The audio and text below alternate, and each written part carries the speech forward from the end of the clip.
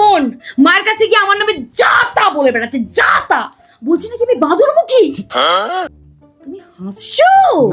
শুনেছিলাম তোমার বোনের নাকি বয়ফ্রেন্ড রয়েছে। ছাদে উঠে তো পটলার ছেলে কি ভালোই চোখ মারছি। মা বলছিলাম এবার তো আপদ বিদায় না, মানে মেয়েটার তো এবার একটু বিয়ে দিন। কি রান্না করবো? তাড়াতাড়ি বল, তাড়াতাড়ি বল। বোনের পছন্দের মাছটা রান্না করুন আজকে।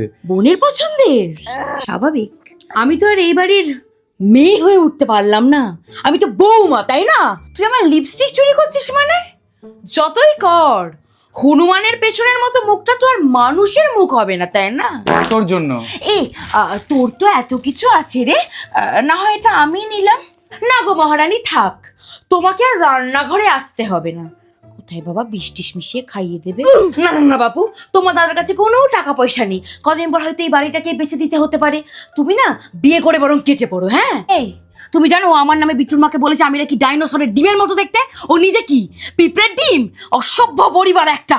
কি আমি পকোড়া ভাজবো? ইচ্ছে তো করে তোরেই তেলের ডুবা একদম ভাইজে দি।